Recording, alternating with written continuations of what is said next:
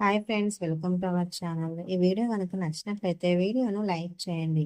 మానసాదేవి ఆలయంలో నీటి దీపం వెలిగించి పంచకమని దక్కించుకున్న నయని దగ్గరికి గురువుగారి రూపంలో గజగండ పంచకమని తీసుకోవడంతో ఇవాళ ఎపిసోడ్ ఆసక్తికరంగా మారింది. విక్రాంత్ విశాల్కి ధైర్యం చెప్తాడు. 3 గంటల్లో తెల్లారిపోతుందని, నయని వదిన పంచకమనితో వస్తుందని విక్రాంత్ అంటాడు. సుమన మాత్రం వంకరగా మాట్లాడుతుంది. అందరూ చివాట్లు పెడతారు. నయని సాధించి తీరుతుంది. నేను ఇంత ఉద్వేగానికి లోనే చెప్తున్నాను అంటే తను అక్కడ ముందుకు అడుగు వేసే ఉంటుంది అని విశాల్ అంటాడు. మానసాదేవిని దర్శించుకుంటుంది. స్వామి, మానసాదేవి దర్శనం కలిగింది. ఈ తల్లి దయతో నా భర్తకి నయం అవుతుంది. ఇక మానసాదేవి ఆలయం దగ్గర అమ్మవారికి కాపలా ఉండే అక్కన సర్పం కనిపించి నయని గురువుగారి మీద బుసలు కొడుతుంది. నయని గురువు గారిని తప్పిస్తుంది. ఇక విశాల్ని పిల్లల దగ్గరికి వెళ్ళమని దురంధర చెప్తే తన తల్లి గాయత్రీదేవి దగ్గరే ఉంటానని అంటాడు. ఇక తిలోత్తమ విశాల్ని ఒంటరిగా వదిలేయమని చెప్పి అందరినీ వెళ్ళిపోమని చెప్తుంది. అందరూ వెళ్ళిపోతారు. విశాల్ ఫోటో దగ్గర నిల్చుంటాడు. కొడుకును చూసి వస్తానని చెప్పి హాసిని వెళ్తుంది. నయని మానసాదేవి అమ్మవారి దగ్గర ఈ అఖండ సర్పం కాపలా ఉంటుంది. నీటి దీపం వెలిగించకుండా పంచకమని తీసుకునే ప్రయత్నం చేస్తే మన ప్రాణాలకే ప్రమాదం అని గురువుగారు అంటాడు. అప్పుడు నయని, సర్పరాజా, అమ్మవారి దగ్గరకు వచ్చిన మేం నియమ నిబంధన అనుసరించే పంచకమని తీసుకెళ్తాం. నీటి దీపం వెలిగిస్తాం. నా భర్తకు నయమైన తర్వాత తిరిగి పంచకమని ఇక్కడే పెడతానని మాటిస్తున్నాను. ఆగ్రహించుకు తండ్రి అని అంటుంది.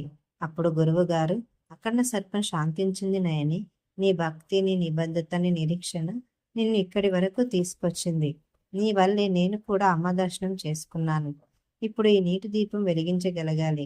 ఏం చేయాలి అందులో రాసుంది. ఇక్కడ ఏం రాయాలో, ఎలా రాస్తే నీటి దీపం వెలుగుతుందో అని గురువుగారు అంటాడు.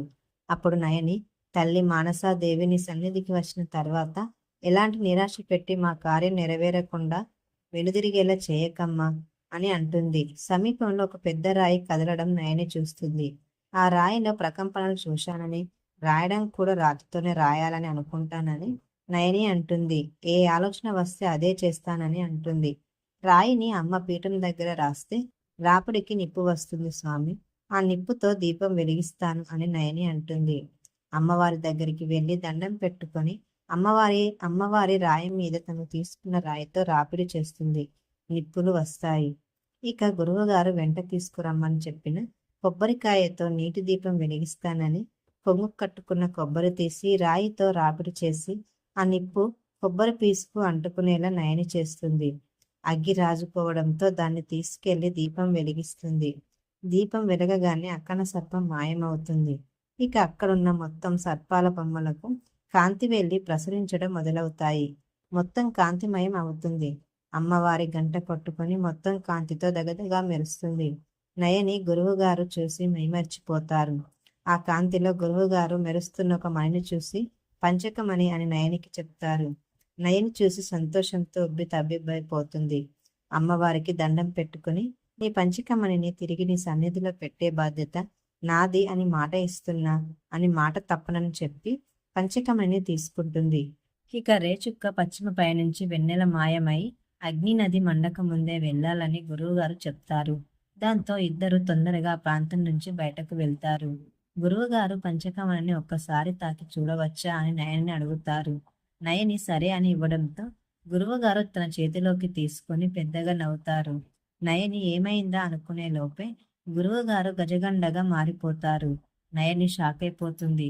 గురువుగారిని దారి మళ్లించి నీ వెంట నేను వచ్చానని చెప్పి పంచకమణిని సొంతం చేసుకున్నానని గజగండ అంటాడు. నయని పంచకమణి ఇవ్వమని, లేదంటే చంపేస్తానని దగ్గరికి వెళ్ళబోతే గజగండ నయని చుట్టూ నిప్పుల రేఖ గీస్తాడు.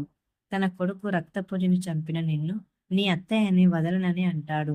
దీంతో ఇవాళ ఎపిసోడ్ పూర్తయిపోతుంది.